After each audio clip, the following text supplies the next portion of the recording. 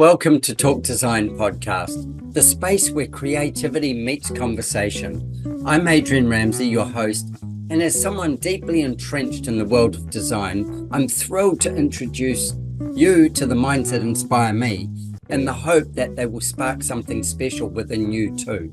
From a design past crafting women's swimwear to pushing the boundaries of performance sportswear, from mountaineering to international yachting, to implementing systematic innovation solutions that transcend boundaries in aerospace industry. My heart remains rooted in architecture, and exploring the emotional tapestry woven by built spaces is my fascination. My journey in design has been what can only be described as a life of design. I want to thank you for lending me your ears. I'm eager to embark on this next episode together. My guest on Talk Design today is Todd Paris from Haiku Building, and Haiku Building is located down in the Sydney area, and it services a lot of Sydney. And with that, Todd is like an absolute renovation specialist. This is part of his passion of what he does. And of course, that's kind of work that's in that area. It's already a heavily built out environment. And so then taking that and overlaying it with his values of sustainability and bringing the values of, like feng shui and the thinking of what a house does together in this space is really important to Todd. So, mate, welcome to the Talk Design Show.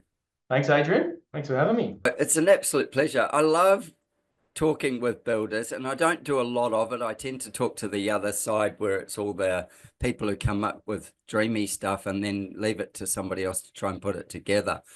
But in my business, I make my relationships with builders really tight because of the fact that I can't build it. And so the only way I get my project to be seen is if it's built. And then I come from the premise of it's not my project. How do we get our customer into their dream is the real premise. And so as two stepping stones, I need the builder. Otherwise, I'm just playing, I don't know, not even artist. I'm just drawing, Yep. and that's got an element of fun, but it's not that important, without an outcome or a purpose. So I want to kick off. Can you tell me, well, first of all, why haiku as a name? And then I'm going to slip into, give us a bit of history and a bit of runway on who you are. Okay, so why haiku? I have a deep passion for Japanese culture. I've done a few trips over there and really like the history of Japan and their culture. I met a gentleman over there on a tour who gave us this book and was all about the old Japanese culture, Shinto religion, and how that blended into Buddhism and stuff.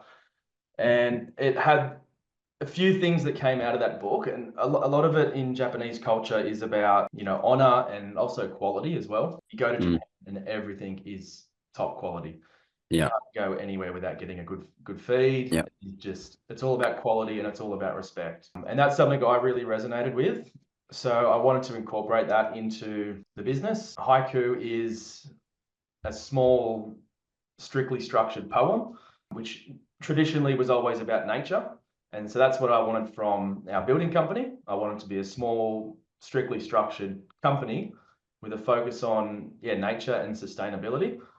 I've always, as a builder, I've always really enjoyed tying it into nature. So using natural materials, and landscaping is a huge part of it as well. But just the tie between inside and outside in everyone's life, I think, is so beneficial. So my story, where I started, I was working with my old man. I am I think a fourth generation builder now, so definitely in the family.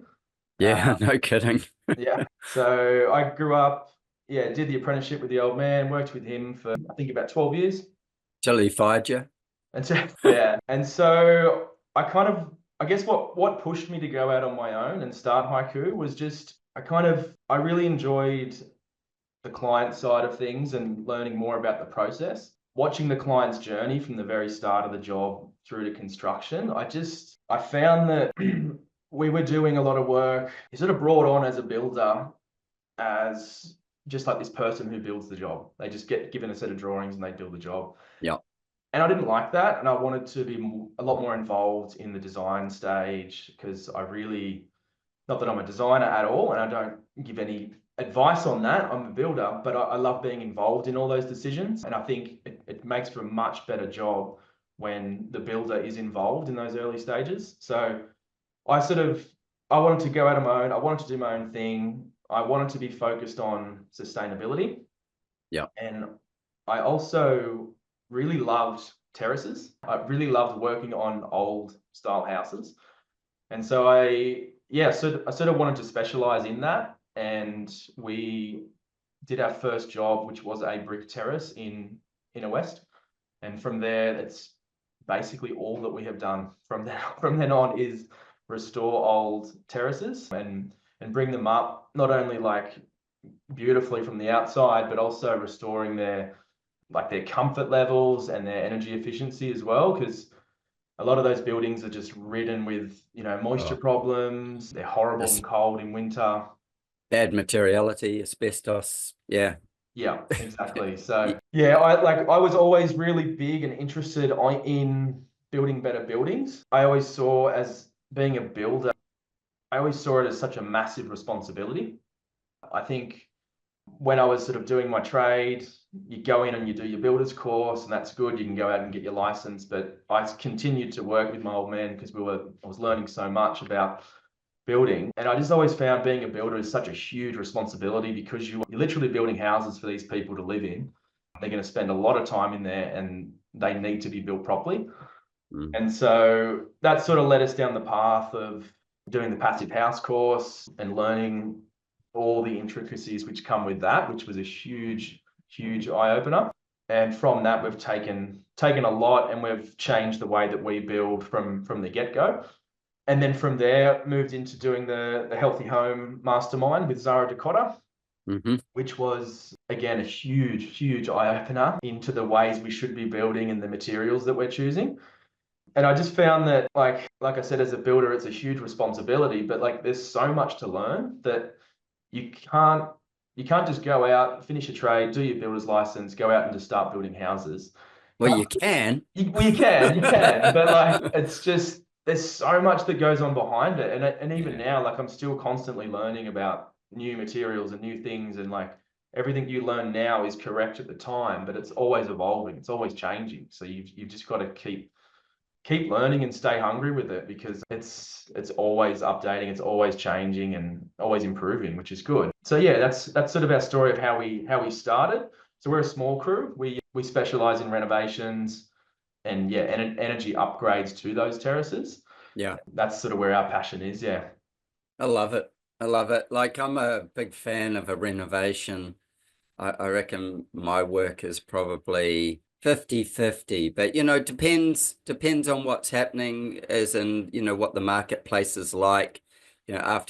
During COVID, there was a lot of renovations and less new builds, and as people work homebound and stuff like that. But I love terraces as well. It's a funny thing. We don't have terraces where I live here, but I've done terraces in London as well. And I've done terraces in New Zealand. And I love the fact that you've kind of got this constraint of the two side walls. Yep. And then, as a designer's job, it's how do we fill this place with light and air? And then there's usually overlays that say we can and can't do things.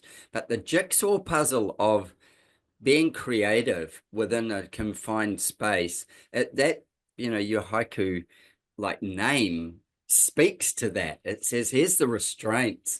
Yep. And then here's the things that, what can you do? What can you do? How can you daylight a space that's 2 floors below when you're doing a job like that, and then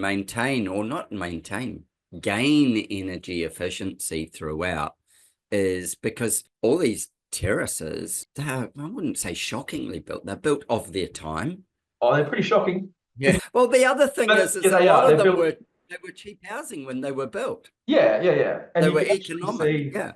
You can actually see through Sydney where they sort of started, and you go to some of the ones in Paddington and stuff, and they were old convicts. They were just there whacking bricks together and doing their thing, and they sort of progressed through the suburbs. So as you move through the suburbs, you can actually see that they did get better, but they're still not great. But yeah, I think what you said, the constraints that you get from those buildings, I actually think that is, like, in terms of design and architecture, I think that's always, I think can be the biggest benefit. Like, I think sometimes your biggest constraint on a project ends up being the biggest feature. Yes. Yeah. Like, if you have this, you know, I'll say god awful, but beautiful tree that's restricting the way that you can build, and that often ends up you have to build around that tree, or if you've got a sloping site, it changes the way you build, and I find that ends up being the biggest feature and the biggest benefit. So Yeah. you are Yeah. spot on though. It does bring a lot of challenges with bringing light into those rooms. So you need to work with good designers who have experience in doing that and getting staircases in and all that sort of stuff. It's really, really tricky. So, but yeah, very Yeah. enjoyable. And trying to keep to code is the other Yeah. thing, yeah, it's all good to do that, but how's that keep to code? One of the places that I spend a fair bit of time is Austin, Texas, and Austin has these live oak trees, and not so many terraces or anything, but like these live oak trees, and you can't move them. You must build around them, and you've got to protect their root ball, everything, and that you get some beautiful architecture out of the fact that this tree, it commands the landscape. Everything happens from the tree position when you're trying to do something new. And it's not like going, oh, we'll just move it, a couple of meters this way, or we'll do this. No, you won't. You'll work around the tree. And so it creates diversity. It creates something. It's kind of like, I always think like when you have a rock that's sitting in a river and the water has to go around it, it's too big. And then so the water finds its way and it creates its flow. And so when you look at those elements that you're stuck with, you look at them like they're the rock in the river and you go, where's my flow? Where's my flow? How do I get to manage this and play with this and then bring benefit from it? How does it become the winner? Yeah, it's fun. Exactly. That's a great analogy, like the rock in the river, because the rock is the obstacle, which then becomes the thing you look at and becomes the feature. So yeah. I have this thing often with people, when somebody has a big view, and a big view is beautiful, like it's expansive, but what are the viewpoints? Where do we want you to look to get the best of that view? Sometimes narrowing something in so you see something special, otherwise it gets soaked up in the large point. So think like a photographer, what are the viewpoints? If I've got this viewpoint, how do I gain that into the space so that I get the most from it? Doesn't, the kind of I wouldn't say dumb design, but simple design is just put it all in.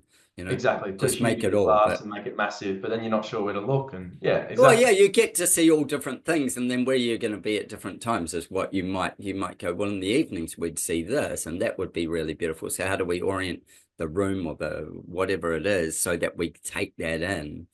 And this is that sort of like, I suppose, thoughtful design. And then you go back to sustainability with that. Sustainability is, I see it as being far more than just about material.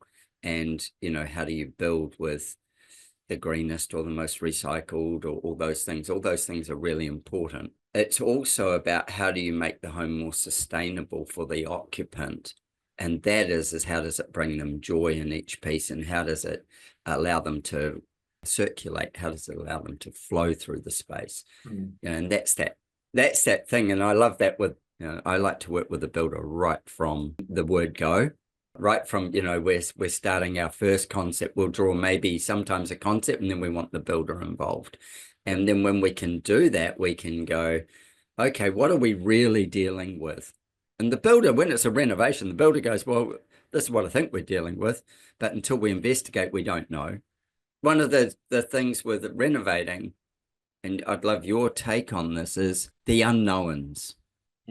And the maybe some stories about things that were unknown that you found and have become a benefit when they looked like they were going to be a nightmare, like how have you take me away on a story. Yeah, so I mean, the unknowns is huge in the renovation space, especially on older blocks. You just don't know what's going to be in the ground. You don't know what they've done under the floor, what they've buried, what's in the walls. Like it's just one of those onion things. Once you take it apart, you sort of find out the hard way. But so we try to get involved early early in the piece, we use the PAC process, which is our like preliminary process to get involved and do some site inspections. And on those site inspections, like we're trying to look for things that will crop up as extra costs as part of the build. So we're looking for like asbestos that's in old ceilings and stuff like that. Or covered up on walls. Yeah, we're looking for sometimes like cavities in walls because you're not sure like what's behind. Like you might have a brick wall behind there and someone assumes it's a brick wall behind there and you open it up and it's not. It's trying to find all those things really, really early so that when we're preparing our proposal, we've got everything ready. We've got an allowance for everything that is going to crop up. Obviously, we're not going to dig up the entire site and find everything, but we're going to get a lot of it. And also, as part of that, we're actually doing a resource recovery plan. So we get in, while we're doing that inspection, we're looking for things that we can reuse as part of that build. So we're looking for, it might be windows that get reused as timber windows. Sometimes timber beams. Yeah, timber beams, flooring, like a lot of the flooring that you can pull out, you can actually give to, there's people in Sydney that will take it. The floor joists and ceiling joists, all that sort of stuff is beautiful hardwood.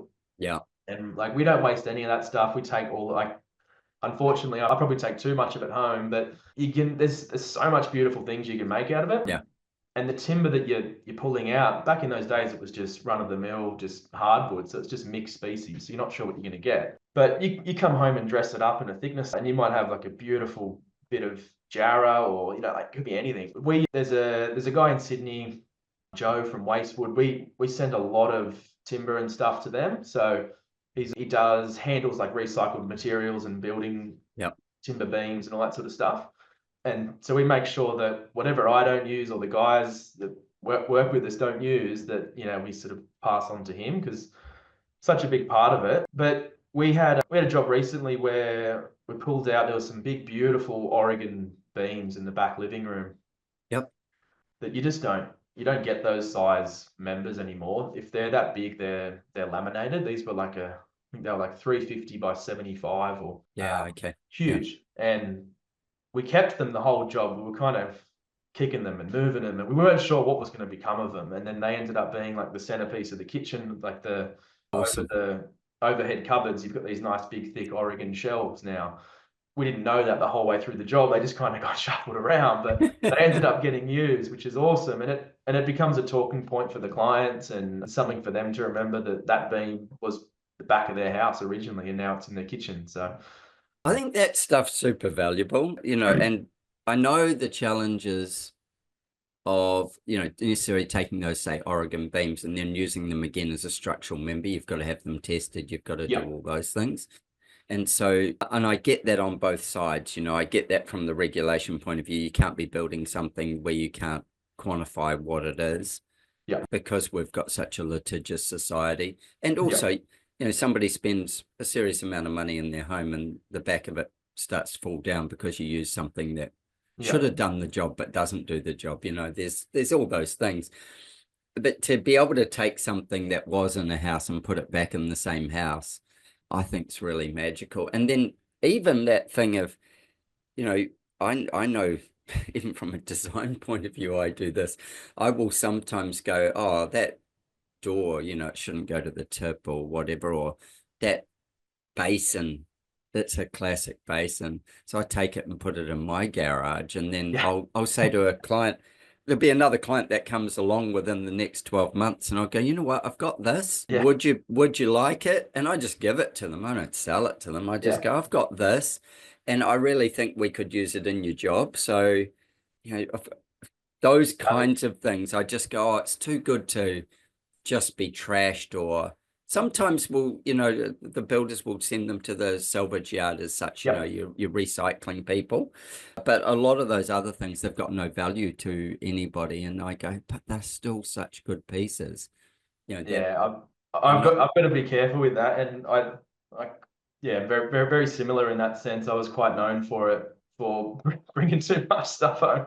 Yeah, right. And I'll be like, we'll keep that. We'll use that somewhere. I'll make something nice out of that. And I've got 3 little kids at home and a beautiful family. I don't quite have as much time as I used to be able to sit around and make nice things out of hardwood. But I'm the same. We sort of keep a lot of it and Yeah. try to use it where we can, or because there's so much waste. Like I think the stats was something like, I think it's like 40% of the carbon that the construction industry is from is from the materials and the construction of the building. And so like by maintaining that, you're not only like saving what goes to landfill, you're also saving what's purchased off the rack. And so it's a huge benefit. And it's something like we saw it in the last few years with all the fires and stuff we had with the timber shortages. Like I'm part of Dwayne's Live Life Build, and we were lucky enough to go down to see those timber mills and experience firsthand, like see the scale that they operate on firstly, but also to see they were explaining about the shortages and the fires and how that impacted things, and the way that we purchase timber as a builder and how that impacts their forests. The lengths that we're purchasing, and like, so not just like, 6 meter lengths, let's just run everything at 6 meter lengths and buy it all and that's it, we'll have plenty for nogs and all the rest of it. But actually consciously thinking about where we can save sections of timber and use smaller ones, and infill pieces with other offcuts. Be really, really conscious of it, because what we saw in the last few years with the fires and stuff, like they had huge supply chain issues that everyone felt the pinch on. So it's very real. And that pushes cost as well. And then, there's always the trade-off between man hours and the time trade-off, the man hours versus the actual physical cost of the material. With that piece, let's just do a quick shout out to Dwayne Pierce, because I met Todd through Dwayne, and Dwayne he's a builder, so he has DP on Dwayne Pierce Constructions. That's in Queensland. He also has a coaching program, which is Live Life Build, and he also has a podcast called Level Up.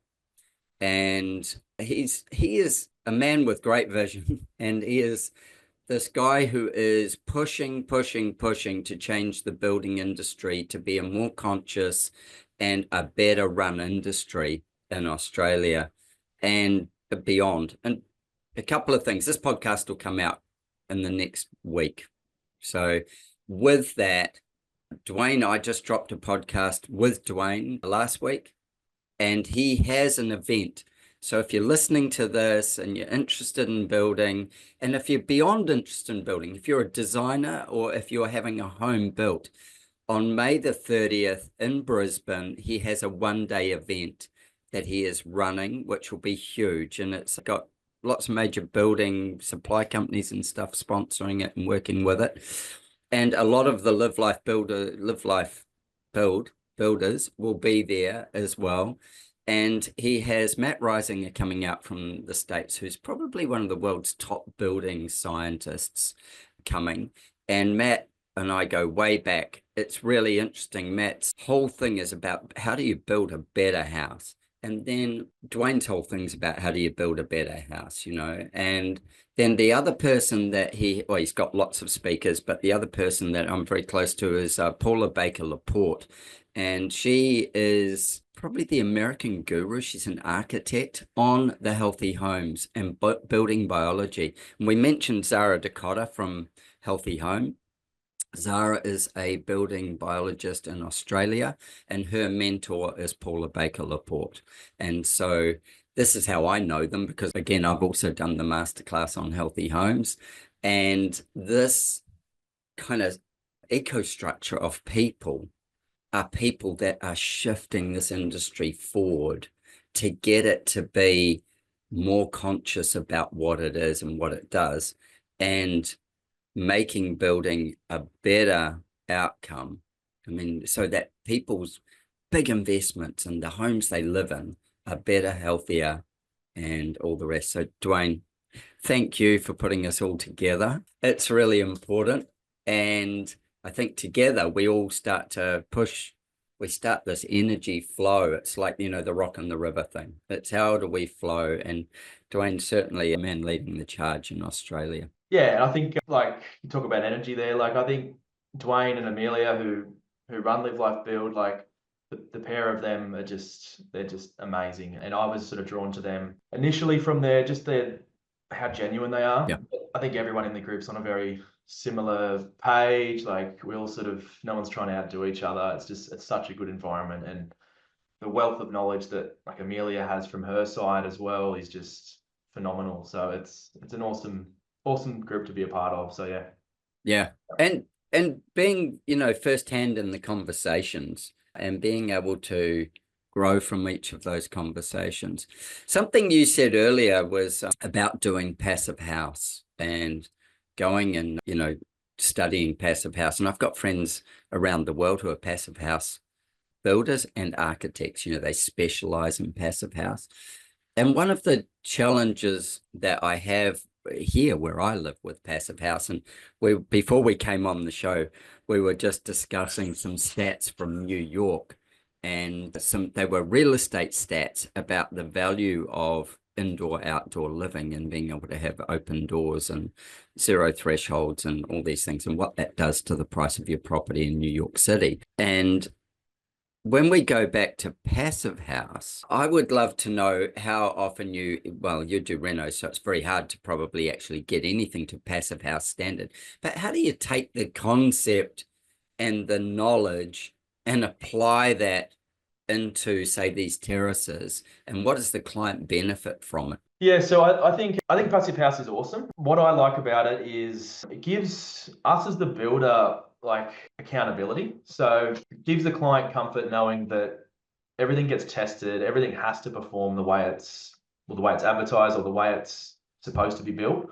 And that level of scrutiny and testing is actually what drew me to it, because it's proper accountability. Like someone's getting in there and checking that, and they will get to those levels. And if it's a contracted passive house job, then it has to reach that in order for the contract to be fulfilled. So that's what I like about it.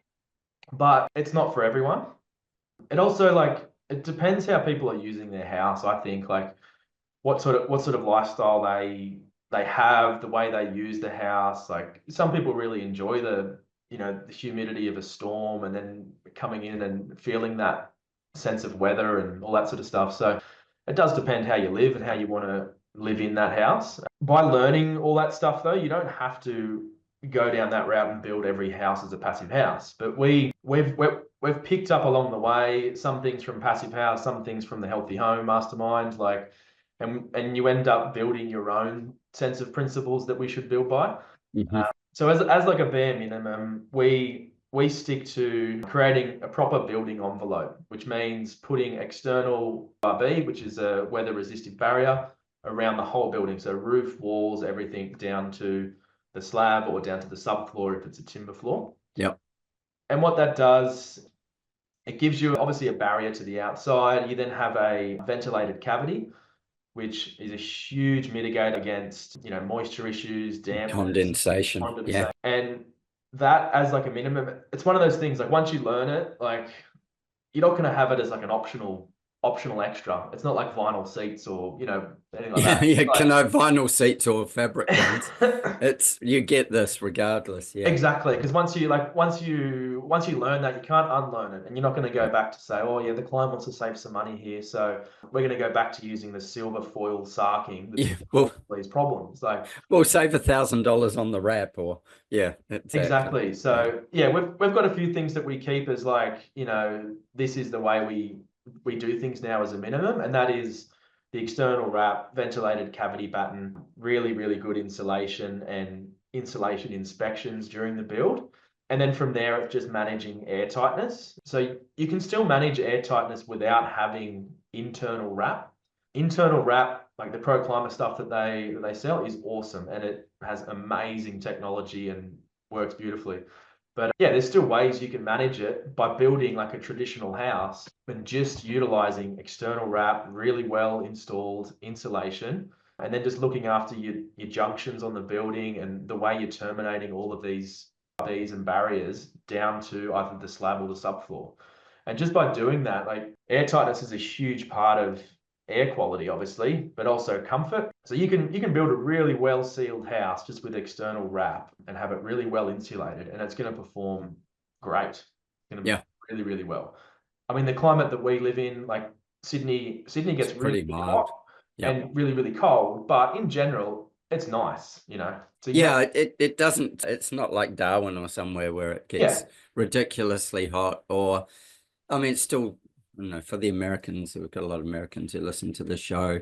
We get 100-degree days in Sydney, but, that's an extreme. But then also, we don't get snow on the ground. So yep, take that versus, say, a place like Chicago or, where we could have, or, Denver, where we could have snow on the ground and we could also get 100-degree day. Seattle would be another one like that, where you can get these beautifully hot, well, extremely hot days. But you get a fair bit of humidity at different times of the year in Sydney as well. yep, So, you go back and you're dealing with all climate zones, but within a reasonably comfortable yeah, yep, range of things. And yep. also you're a waterfront city.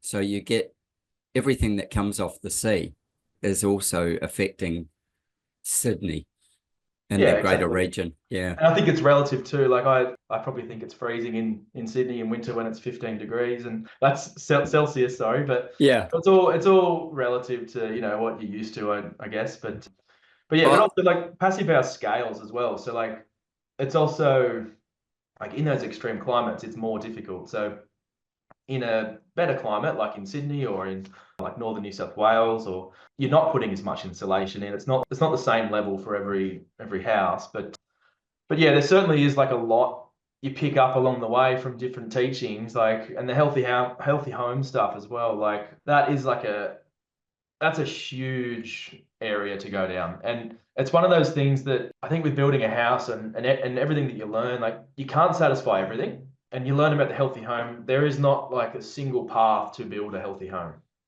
It's kind of it's what's available on site. It's what you have as an existing environment. It's the materials that are available to that area. There's so much. There's no one path to it. Passive house is a lot more strict and direct in that sense. yeah. Yeah. So a lot of it comes down to education to the clients and the builder and designer about what's best for that client or for that project. Tell me this with, you were saying before about, so you put your external wrap on and your insulation. What would be the difference in a home, when you go, okay, we're maybe not being passive house, but heading as far towards it as possible. What would be the difference in the performance that a client would feel when in their home if you put the internal wrap on as well? Like, so if you start to create that, I'm going to say, cavity of the wall system, tell me about that. Yeah, so like the internal wrap, so insulation is tested and designed to be sandwiched between a material. So when they give you an R rating on the insulation, that's tested with a wrap or something on each side. And so by installing the insulation, like in the subfloor, for instance, installing it in your subfloor without putting a wrap underneath is nowhere near as effective as having an external wrap on. It's similar on the inside. On the inside, you do have obviously plasterboard compressing it, and there's some conjecture around plasterboard as to whether it's airtight and all that sort of stuff. But like it is a material that's sandwiched against that wall, so it will perform really, really well. The wraps that they use, the Intello, work in the same way. It just means you have to then build an additional cavity on the inside of your walls to run your services. So your power, electrical, and your water points, everything comes on the outside of that wall. So you basically have a sandwiched wall, and then you have a cavity for all your piping and electrical to Yeah. be run. And that just increases the level of airtightness. When you're going to that level, you need to be installing a ventilation system, so like a HRV or an ERV. I actually think like a ventilation system is something that we do recommend. The job we're doing at the moment, we're going to put one in that one, and it's a centralized HRV. Really, really good. They're just filtering all the air. They're providing fresh oxygen and air 24/7. So you're not getting those, like when you start to build that tight, you need to be ventilating the inside of that house. If you've got people who are conscious of windows and stuff, that's fine, and you're opening it up. But if you go away for, 3 months or 6 months or whatever, that house still needs to be ventilated inside so that it's got air moving. 100%. Yeah. So that's something that we recommend. Look, it's not hard and fast. We have to do HRV on every single job, but we won't put internal wrap on. Unless you're putting an HRV system in. Exactly. Yeah. So as a client end user, obviously what you're doing is you using a lot of filtered air in the home. And so the benefit is that it is filtered air. So it's taken some of the heavy metals and, well, all of probably, but it's taken all those elements out of it. But again, when we were talking beforehand, we were talking about, say in New York, where this open indoor outdoor living, and there's a city that's got to be full of heavy metals, but it's the thing that people ask for. And having homes that obviously can perform that way. But what we see between, say, I don't know, down Sydney, New South Wales, I've got projects there, I've got projects in Victoria as well. And we want to be able to pretty much open the house up. Yep. And let it that if we could get natural air blowing through it, we'll have natural air blowing through it. And that comes with its own level of issues. Yep. It comes with its own level of things that you've got to work to. I often say with, where I live here, which is a Sunshine Coast, which is a bit more like, for the Americans, it's a bit more like Florida. As in its weather pattern. Our biggest challenge is the humidity and mold. But in saying that, most people want to be able to live with a large portion of their home open for a large portion of the year. And so when we look at it from my point of view as passive house, I go, well, it might be a 3 to 4 month of the year kind of point that you're going to go, this is when it's going to perform optimally. And then outside of that, we want to use its principles like the wraps and those things, but we probably don't want to be trying to control all the air condition and all the condition of the air throughout the whole house, because we're going to have the doors open. Yeah. And that's where I look at something like the healthy homes piece and go, while tightness is something we can create, we are creating that for when it's closed. When it's open, what we're looking for is for the house to perform really well with air from outside coming in and out of it. And then you start looking at the healthy homes thing and go, well, what's my best materiality? What's my best outcomes for that? And look, you're used to working with those old terraces. So you're working with a lot of brick. Yep. And as you say, there's a lot of hardwood, and you're probably getting lath and plaster walls on some of the insides of them as well. When you're doing that and, you're thinking healthy home, what are you looking at? What are the processes that you go through? So firstly, a lot of the places we do, depending on the count, like sometimes this is enforced on us by the council, but often they will keep the front 2 bedrooms. So the layouts of these terraces are generally walk in the hallway, a couple of bedrooms or 3 bedrooms up the front, and then you open up to the back, which used to have like an old kitchen living with an external laundry sort of cooker thing. That's kind of the layout of what they were. And we quite often leave the front bedrooms, and they often have ornate ceilings and stuff like that, so that depending on what they look like and their condition, they normally just get restored. First thing we do, like even for our guys like working on those jobs, first thing we do when we get in, whilst we're doing the demolition, we get guys in to vacuum all of the ceiling. Sometimes there's insulation, sometimes there's nothing, but it's just getting rid of all of that residual dust that comes in from, a lot of it comes in from, the old, if there was roof tiles or the old roof sheets, just from the road. And a lot of that area has old industrial backgrounds. There's like an old, brick pit and different manufacturing areas that were like really, really prevalent. So like you get would have been terrible air quality back then. And a lot of that is just lathen in the ceiling. So it's cleaning all of that out so that we're starting with a clean slate and that all the walls and everything is clean before we basically start it. So often that's got to have a massive health benefit just in itself for the occupants. It's huge. Yeah, like it's something you just don't see. Like it's up in your ceiling and it's just sitting there, but like it's getting through.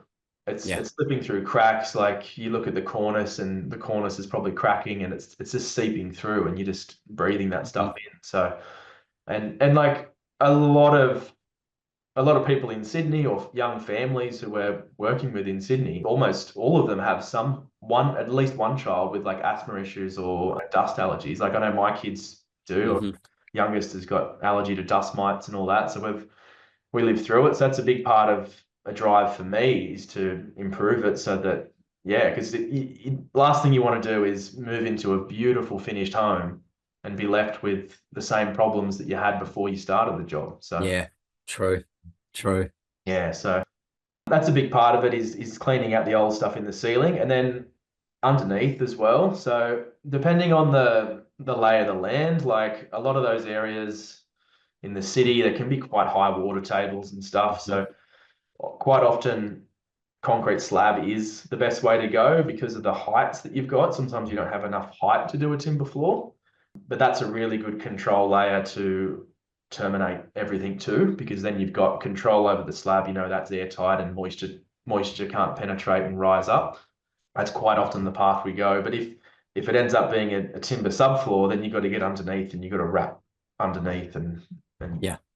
it's Yeah. pretty messy. Yeah, but still like makes a huge difference, doesn't it? Like makes a massive difference once you wrap underneath and just stop any of that moisture that's coming out of the ground from coming up, especially as you say, like the water tables can be quite high. Yeah. Yeah, I know even where I live, the water tables are really high, and I live on the side of a steep hill. Yeah. But we get tons of underground springs and water, and yeah, Yeah. it's the dampness sitting underneath the buildings is higher than most people would imagine. Yeah. Yeah, for sure. Yeah. So again, for your clients, that being able to have a dry environment is the first thing it does, is it slows down any mold growing, and it slows down any of the building deteriorating. So their investment's a whole lot safer, but so are their lungs, and so is their, when you look at mold is one of the scariest things we could ever come across, because there's a lot of studies at the moment that are out there where it shows what happens when your brain actually gets mold in it, and your brain starts to operate with mold in it, and it relates to a lot of brain fog and all sorts of other conditions. So I think these things are the things that people don't, they're the unseen things. Yep. And those unseen things is how do we get healthier and healthier? How do we increase people's wellness span in their life? Because there's plenty of stuff taking away from it. How do we increase it? And that again comes back to sustainability. It's not just, as I say before, about the materials. It's actually about how you're making a more sustainable environment for the humans that live in it. Yeah. But yeah, I think also that it circles back to the education process at the start. So with the clients, like they don't know or understand all the materials that are available, and nor should they really need to. Like they've got other professional jobs that they're in. And so I think that's where us as the builder and also the designer need to be involved early to educate them about what's available and the impacts of every decision we've made. So yeah, I think it's really, really important. I also think, like, in terms of like a building philosophy, like I think in general, like a lot of the houses that we do are quite small and compact. So you're getting a lot into those houses, but people often get restricted with budget, and that's a big part of their decision-making process. That's building. Yeah. That's building.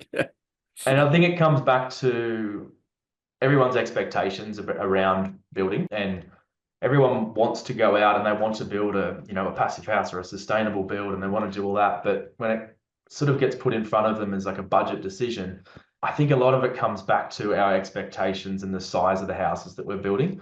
Like I know me personally, like the way we sort of live and have our little house, like we need a certain amount of room. That's true, but we spend a lot of it outside on the weekends and stuff, and you're just coming in and it's sort of a little bit more transient in the house. Whereas I guess some people are sort of living inside their houses a lot and they're spending a lot of time in there, but it's just coming back to how you're using the house and trying to minimize the overall size of it. Like, do you need double bathtubs and double showers and basins and all the rest of it? And do you need 5 bathrooms in your house? And all that sort of stuff, because you're not going to be able to afford everything. And so, Well, even if you can, even if the money isn't the issue, it's at what point do you kind of draw a line? yeah, I always say, I've got clients that I've had where there is no budget. There's no budget to the job. It's just when it's not value to me, that's yeah, when there's a budget. It's like I don't want that because it's not valuable to me. yeah, Getting people through the education process so that they actually start to understand their value as part of the design process. And then also that's where you need the builder involved as well, because at some point you go, well, that's $100,000. I give you a great example of this. Some clients that asked me if they could new build in New South Wales, could they have a separate office, almost granny flat, but not granny flat, office studio area downstairs in their home. And I went, yeah, sure, you can. It's no problem. We can draw that in and let's just see what it costs. And I was just working on a square meter rate. yeah, And so I drew it in and then drew the house. And I went, so if this was an extra bedroom, which is what essentially it wouldn't be more likely an office than a yeah, bedroom. It's got a compromised view. It's sitting underneath the outdoor area upstairs, which isn't a seal. It's got a roof, but it's not sealed. yeah, So therefore, really to make it safe, and it's retaining because it's dug in, it's retaining as well. So I've got like all this expense that's going into this. And I said, look, that is square meter rate. That's about, give or take, $180,000 worth that you're putting there. I could put a bedroom or another office room on the back of the house that will pick up a view, will do all these things for probably around $30,000.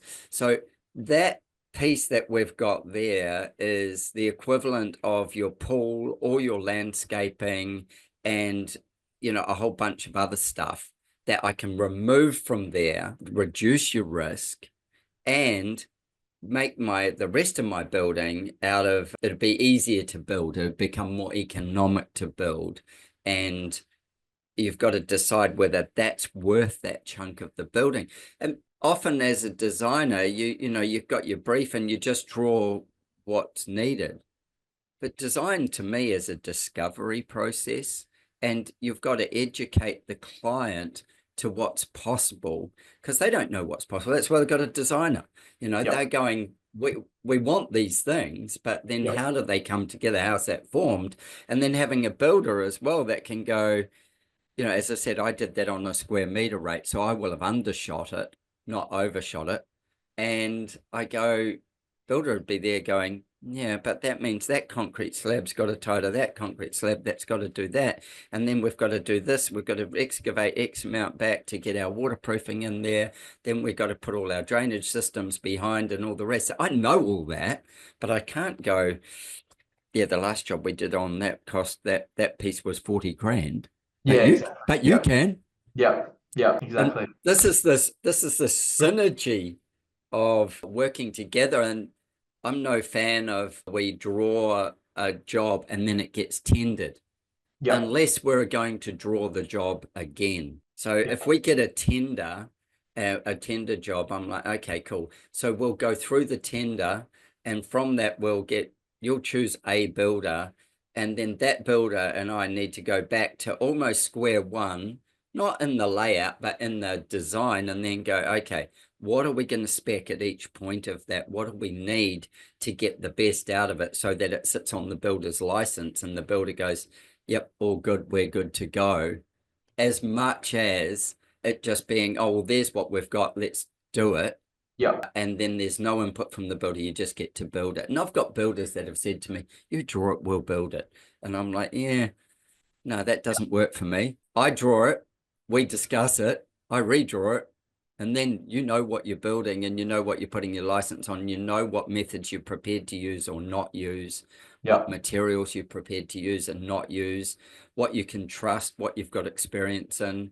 We don't want our, $4 million client to be a guinea pig. We want them to know that every house is custom, but yeah, we want them to know that it comes with proven systems that have stood the test of time, and we might guinea pig something on a job, but we're very clear about our risk mitigation on that guinea pigging a new method or a new product, and being able to know what we can mitigate and test. And I love the passive house thing, that because of the testing, you're going, there's a standard we've got to get to. If it doesn't get to that standard, then hold on a second, where are we going? And I do that even as a design point of view, like, so what happens if this happens? What's my risk mitigation for a client? Yeah, I think working like that with a builder, like we don't do tenders anymore. Like we get sent them quite often. I just think is like from like a relationship point of view, like we'll get sent quite big jobs to quote, and I'm like, I'm not going to go and build, price a job. Like it takes me weeks to get all the quotes and everything back in and drag my subcontractors through. Everyone's like getting everyone to do the work to get this job to contract. And then quite often you just get sent them, and people will send them to me, or architects send them to me, and there's no relationship there with like the client is just a name. And sometimes they're not even on there, and sometimes I don't even know the name of the client before we start. And so from like a relationship point of view, that was something big that we started from the get-go, that we wanted to just build, like we wanted to build good houses for good people. And we've been really lucky. We've had awesome clients like the whole way through, and relationship wise, like, it always ends up well. So like it's really important. Like it's a big step in anyone's life to go through that process of building a house. You don't want to make it transactional, where you just kind of, here's Joe Blow builder, he was the cheapest, cool, we'll give it to him, go and build it.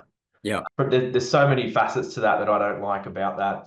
But a lot of it is the relationship thing of building that team. And like you said, like everyone's got their specialty. Like I don't, as a builder being involved in pre-construction, I'm always conscious of the decisions we're making impacting the design. Like I don't give feedback on, designs and stuff like that. It's more about the buildability, it's more about the pricing and the methods of construction. So in terms of the efficiency and stuff like that, but it's always a conversation. Like there's going to be parts of the build that I will want to chop, that I know will impact the design too much. But that's where it's an open conversation to get to the outcome. Because, like the design, again, go back to the building in terraces, and the design is constrained already. So then we need to have a creative solution to creating these ideas that come from this constrainment that we have. And I think that that's definitely part of the magic of it, is like bringing the two experiences together and getting an outcome, and then being able to go overlaying that with the value system, which is the sustainability, and it is the better living for people. It is bringing them joy in their home. It is doing all those things. And they may have to live with some of the quirks of what that does. But in the design phase, you actually get to use those rocks as your moments to create interest and excitement in a job. It's, I really struggle to see how there's any benefit in doing it any other way than with somebody that can think the same, build the trust, and move forward with. It's a very, very valuable part of it. And again, you do your PAC process, and with the PAC process, that is really important to understand that you're coming on, as a team. We're a team with the client. That, at different points also there's different team leaders, so in the early days I will be a team leader because I'm doing the design, but then I've got to hand that whole team leadership piece to you because you're doing the build. And so it's like, at what point do the strengths come together to create this partnership that means the client is the winner of they win their dream home, they win their dream outcome. It's like they don't feel like they might have had a few nerves along the way, seeing if it's going to come together, just like they do when they go and buy a big bunch of lotto tickets. Are they going to get lucky? But then at the end of the day, the idea is they win their dream, and we win delivering it to them. Yeah, the project is always held up. I think Amelia Lee always says project is king.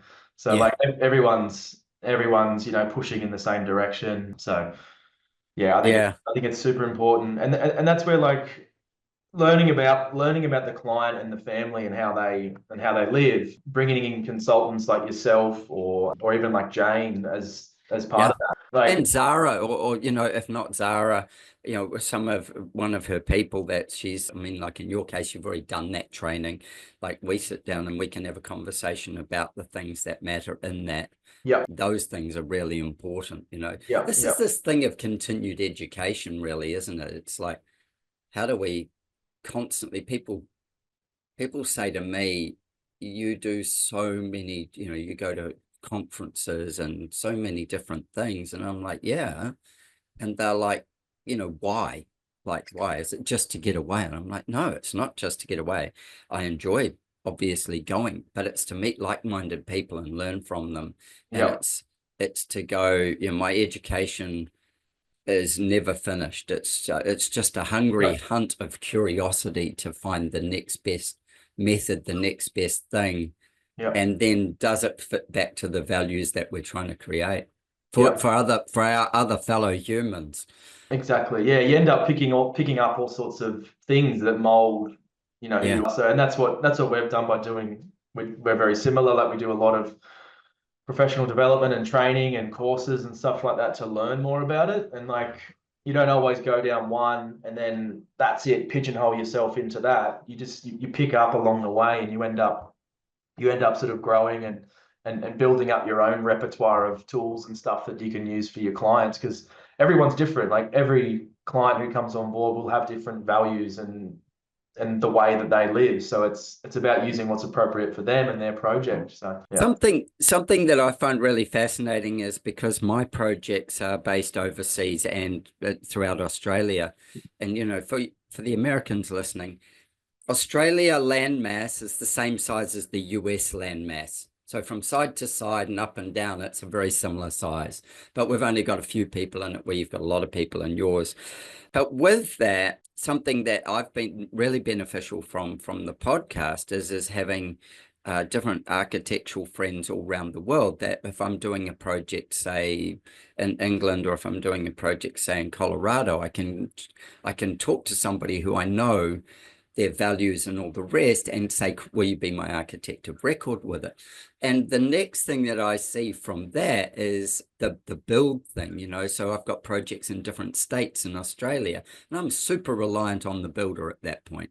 I'm like more reliant than ever on the builder, because we don't always put an architect of record in place. We may just deal directly with the builder. And then understanding their values and what they've trained, where they've been, what they've seen, how their methods work, again, comes back to what we draw, or how we draw what we draw. And I think that, you know, again, these things of getting continued education is really important. So on that note, also on the 7th of May, that's in, hell, is that like in a month? Maybe less. Yeah, wow. Holy dooly. Yeah, exactly. On the 7th of May, Todd and Jane are going to join me at Sydney Build Expo. And they're going to join me, and we're going to do a live piece of Talk Design Podcast. And we're going to have an audience there, because we're doing it from stage. And we're going to have a room full of people, and we're going to talk about sustainability. You know, the greenest or the most sustainable house is the one that's already built. And so we have this, Jane being an absolute like expert in the feng shui space. So this is about energy and about taking things that are already embodied in something, and how does that work? And Todd talking from a builder's point of view about what can be kept, can't be kept, and what to watch out for. And I'm going to talk to it from a design point of view, right from my land whispering to emotional floor plan, and the design magic side of it, which will ramp back into what Todd has. That land whispering will ramp back into the feng shui piece of it, and how we look at how this, when you're going to maybe renovate your home, because that's why we're talking about sustainability in that way. A, when you're going to renovate it, and B, maybe when you're going to choose the one you're going to renovate. Let's take it a step back from there. And what are the things that are going to matter or give you the best outcomes? What side of the street, what its orientation is, what else is around it, where your breezes come from, what are heavy industries around it, what was it previously? I think that was a really amazing point that you made, like there's all these old industrial areas that are being gentrified into new areas. And what does that actually mean when you physically come to it? And how do we control air quality within inside a home? What are the climate conditions? So we're going to have this really in-depth conversation. It will only be shorter than what we've done today. It'll be around 40 minutes, I reckon, on stage. Come and join us. I think it's at 2:30 in the afternoon. But if you look up Sydney Build Expo, you'll be able to see, it'll be under Adrian Ramsey as a speaker, and then you'll be able to see what session we're doing. And as I say, Jane Langhoff and Todd will be joining me on stage for that. And I'm super excited that we can bring this education to the people, whether you're a builder, whether you're a supplier, whether you're a person looking to do something to your home. You're going to have Todd, who's right from your space, and Jane, who's right from your space. I'm the outlier. But then also I work with quite a few amazing architects in Sydney as well that can help you bring it, no matter what level you're at, whether that be something at Pittwater that is a renovation of, an old mid-century masterpiece, or whether it be a terrace in town. Yeah, there's a conversation to be had. So please join us 7th of May. Sounds good. Awesome, man. I really appreciate it. I've got one last question around this whole, what is the building industry? If you had to look in your crystal ball, which I'm sure you've got on the desk there, and you said, what will be the biggest things that will affect the next 5 years of the building industry from your point of view and your values, what do you think they would be? I actually think clients' values, I think, are certainly shifting. I think that's a big one. I think people are now more conscious than ever of their health and of sustainability and the environment. So I think that's a huge one. Yeah, I think there's going to be a big shift to off-site construction. I really do. I think prefab is certainly a driving force in the future, even on renovations. I was about to say that on renovations as well. Even on renovations, yeah. That's something that we've, as a bit of a longer term goal, that's something that we're going to push to move into. But yeah, I think people's values is going to be a huge shift, and I think people's, by changing those values, I think naturally we will see a decrease in the size of the houses that we're building. Yeah. That's actually a couple of those are ones that I agree with so much. I hadn't really considered the offsite construction so heavily, but it does come with a whole lot of great efficiencies. Just recently we had a helicopter flying around early one morning here. And I thought, we've got a school not far from us. And I thought, oh, they must be doing a project on the school, because they were lifting materials from the bottom of the hill and flying them up. And it wasn't, it was a house. And I know where the house is, and it is near the school, and that's got this really tight roading system. Yeah. And for what they were trying to deliver, the helicopter was actually the most economic. Yeah. Now, I don't know whether it brought the least amount of carbon footprint, but it was the most economic way to deliver the prefabricated pieces that otherwise would have had to been stick framed or built on site, welded on site, and bring all those people in. They were able to, in a morning, execute a portal frame and some infills and the roof pretty much in the morning, all the materials to do all that and put up this place. And I'm thinking, the cost of the helicopter, well, the cost of construction would, in talking to the builder, was far outweighed if they'd done it the other way. And they would have had to keep constructing smaller pieces to join together, as opposed to bigger pieces that they could bring in one hit and get efficiencies from. So this thing again of how do you solve the problems? And I certainly know, the number of times I've rung up. I designed the headquarters for Universal Cranes here on the Sunshine Coast, and I remember when I was dealing with John, who owned the business, John saying to me, I was doing another project as well, and I said, "Oh, this is where it is, and yeah, we're going to need a crane." And he goes, "You're not going to get a crane for that." And I'm like, "What do you mean you're not going to get a crane for it?" And he goes, "Well, with the power lines I've got and with the road piece that I've got, I can only bring a small vehicle. I can't bring a big vehicle for it because of the road, and we're going to have to close that road completely, and we're going to have to do these things. But I can bring it if you can design it and with the builder make it into smaller sections, then we can bring that in and handle it, but under the power restraints and everything else." And you go, it takes a team, you know, it takes a team to work this stuff out. Exactly. And yeah, just knowing all those pieces, and too often as a designer, you're not aware of them, but you know, the crane company is, or you know, you're trying to boom pump concrete, same thing.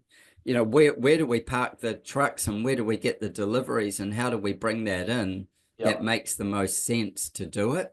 So, and then you come back to sustainability again of what does it take?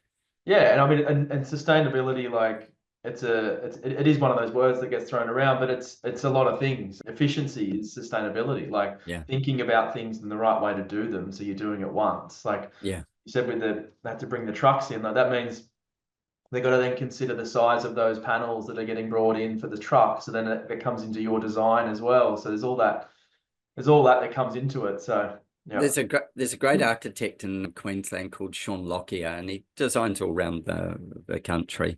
And he is, like, you know, he's very well known for what he does. And I was chatting with Sean last week, and we were just talking about the cost of different things and, you know, what it takes. And he said he's got a job that he's doing where there's $250,000 being spent, and the job's a 10 million plus build, maybe 16, but there's $250,000 being spent in controlling the roads and the deliveries for that job.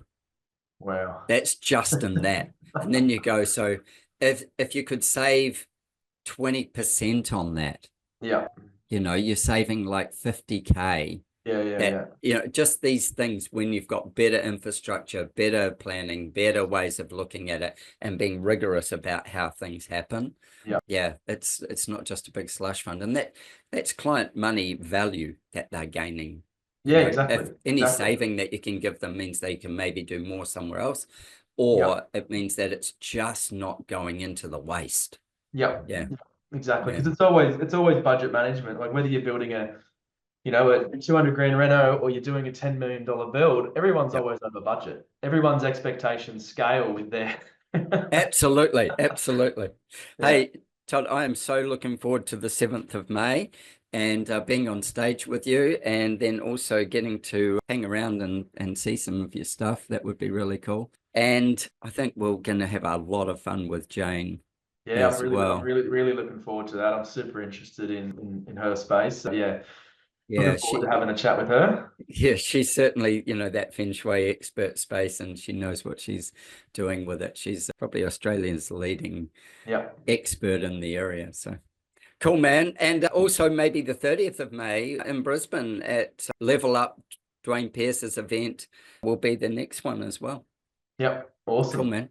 Thanks, Adrian. Thank you. Take care. Have a wild day and build something special. Will do. Thank you. Cheers, mate. Thank you for tuning into our conversation. I hope it left you both informed and inspired. Don't forget to subscribe wherever you listen. And please don't hesitate to share your design thoughts with me. It's always a joy to hear from you. If you're like me and crave a deeper dive into design thinking, coupled with a love for travel and adventure, consider one of my architectural adventures. Join me and some of my wonderful design friends and embark on a journey of a lifetime. Apply for an unforgettable design experience at adrianramsey.com. With our clients spanning the globe, I firmly believe behind every great project are great people. If you're a great person and seeking to turn your dream into a reality, I'd be honored to design your home with you. Why not join the ranks of our exceptional clients and let's make your heart sing? Reach out to me at studio@adrianramsey.com. ardesignhouse.com. That's studio@ardesignhouse.com. And let's get a conversation going and make your heart sing.